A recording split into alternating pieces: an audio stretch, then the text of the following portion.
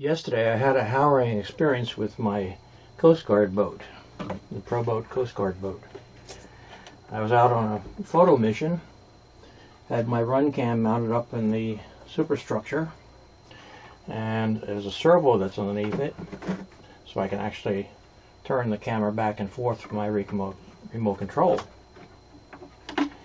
And while I was out on the water, I was making some high-speed turns, which is bad for this boat.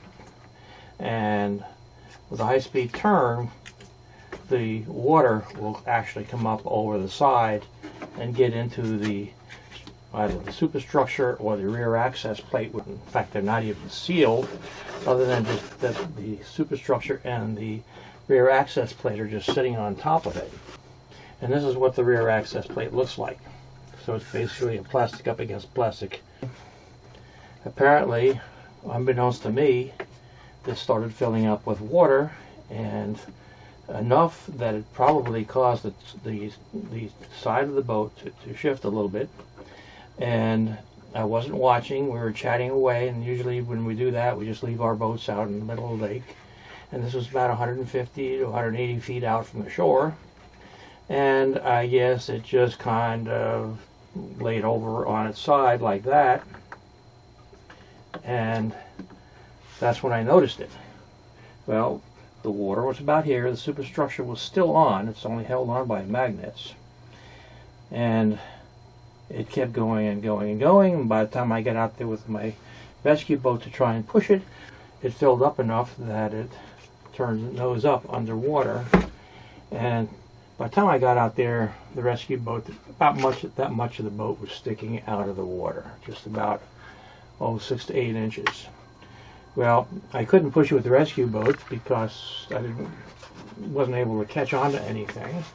And so I had to bring the rescue boat back, and I have a yoke that goes on the front of it. And I figured, well, at least the yoke will actually push it. Well, as I got out there, now the water was up above it in here. And it's somewhat sealed off. I imagine that there's probably where these railings go through the deck and the fittings and so on, they're probably not perfectly sealed. And the boat kept sinking. Well, as I got it back to the shore, which took at least 20 to 25 minutes of a breathtaking experience, because this boat has a lot of work in it, and they're pretty expensive. By the time I got it back to the shore, you could even see the underwater section. That much right there was sticking up above the water. Why did it stick up? Well, as I said, it probably captured an air bubble in here, but it was gradually filling up.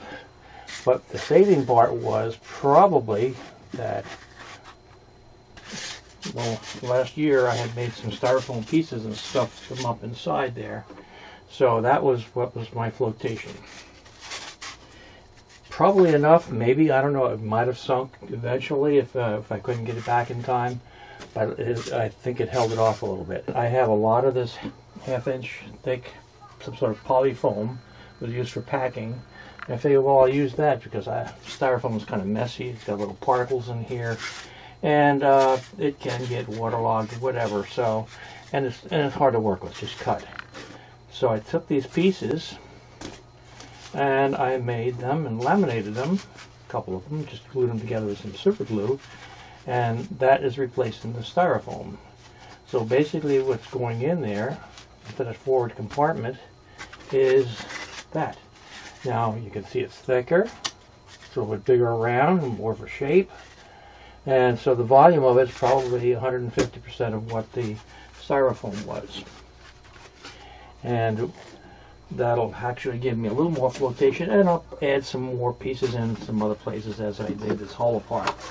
And basically everything fits down inside, and it fits down pretty snug. We get all of these pieces in here, and it's a little tight fit. Have to bend the foam just to get it in there, because I try to put as much foam in there as I can, and get that all the way up against right up against the bow, and the last piece goes in, and it gives it a nice little friction fit to hold everything in place. Now, there's my flotation for the bow, and you can see it sitting in there. And also started working on a couple of other things. Number one, the boat is kind of tippy. It does go a little faster than the average pro boat, lifeboat, because I have little slightly bigger propellers on it. And unfortunately, my rudders got damaged, and I can make new ones. These are actually got damaged once before when I was transporting it, so I could make new ones fairly easily. Now, as an attempt to increase the stability of this, and probably the biggest weights that are inside the boat are the motors and the batteries. 2 motors and 2 batteries. And I cut the center section out for the forward battery, and I could drop that down probably about 3/4 of an inch. I'll make a new box for it to sit down there so it sits down lower. Be the same place but lower. And as far as the aft battery goes, it looks like I can drop that battery down probably about 1.5 inches to 1 3/4 inches. So we have another battery that'll be in there. And instead of sitting up here, it's now going to sit lower. And along with that, I'll increase the sturdiness of this bulkhead because the propeller shafts go through here. It's supporting the front end of the propeller shafts. And I'm going to cut all of this out in the back here because I want to drop the radio gear, because I not only put a radio control in here, and we have the servo for the rudder in the back, but I also have some other gear that goes in here to control the radar and the lights and so on. When I lost this boat, it went under. Looks like it did my radio with it. That's about a $90 receiver from Spectrum. It's an 8-channel receiver. I'm also going to put some flotation inside of the superstructure, because when I pulled the boat out of the water, the only thing that was holding the superstructure from sinking to the bottom, because it came off, was the fact that it had a servo and the wire was going down and plugged into the receiver. So basically the superstructure, when I pulled the hull out, that's all that was holding it.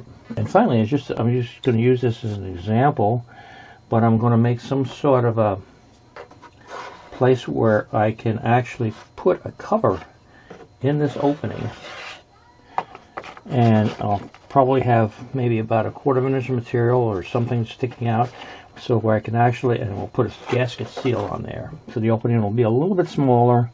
And I'll do the same thing on the aft hatch, and so that material will be in there like that, and a probably clear plexiglass cover will sit on top of that, and we'll have a gasket on there and some screws. We can screw.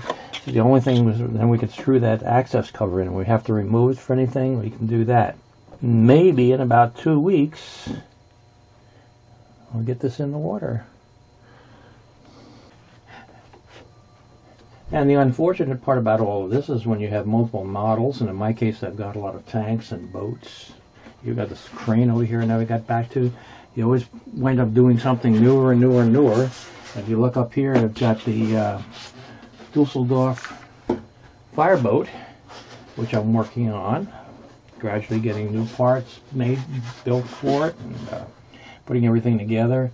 And then I'm going to cut the hull, and I'm going to stretch this out 8 inches and make it longer, the way it should be to the way the fireboat is today. But that's all now being pushed off for a couple of weeks.